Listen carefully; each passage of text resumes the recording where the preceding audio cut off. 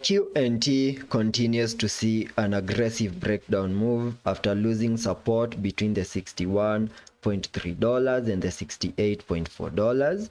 And at the time of this recording, we have also lost the 20-day MA here on the 4-hour chart, flipping it back into resistance.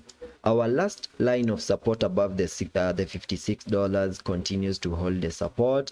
And on today's video, I will be discussing the significant key areas of support that we need to continue holding above, and also give you reasons why we can easily see new bear market lows here on the QNT chart. So make sure that you stick around till the end of the video. And for those of you that might want to take a trade, you can check out BitGet, which is my go-to exchange. And you can see that on sign up, you can now claim a welcome pack of up to 6,200 USDT. And all you need for registration is an email and a phone number. Getting back to the charts, I want to start the video by first giving you a recap of what has been happening from the lows that we made on the 5th of August, where we started a very nice bounce to the upside. Though that bounce to the upside was a corrective structure, and that movement peaked in an ABC corrective structure, having that as the wave A. Then we saw a breakdown move in a wave B before we finally peaked in a wave C, giving us a high above the $81. And after we got our high above the $81, we started a breakdown move.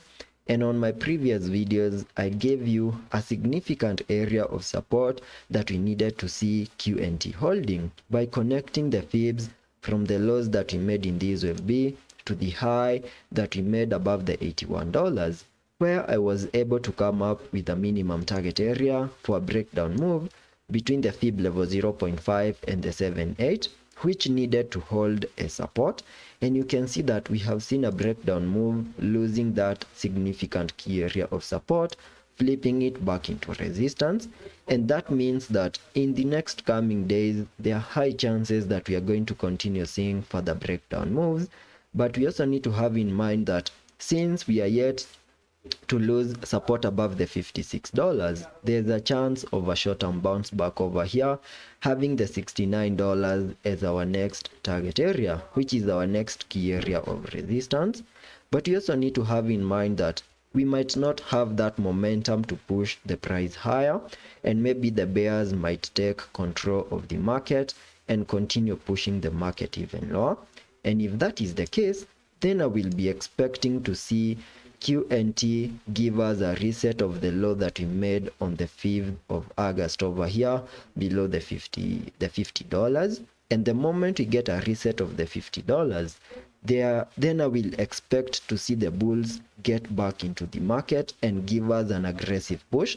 Because if by any chance the bears are too strong and continue pushing the market even lower, then I will be expecting to see new bear market lows on losing $50, and that is better seen here on the daily chart, where I will be using the Elliot structures for that explanation. And you can see that from the bear market lows that we made below the $40, we started an aggressive bounce to the upside that peaked in a 5-wave structure, giving us a high above the $229, completing the formation of this Elliot wave count 1.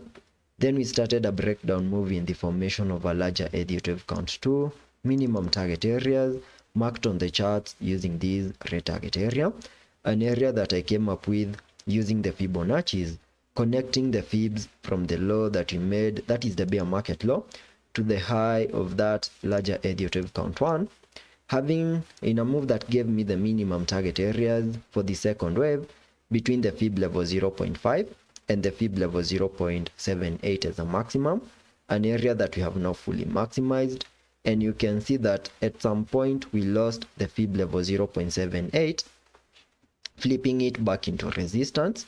And at the time of this recording, we have also lost the last line of support on the Fibonacci's, which is the fib level 0.88 that lies above the $62.5, flipping it back into resistance. And that now increases the likelihood that we are going to see a total breakdown move giving us a reset of the bear market lows below the $40.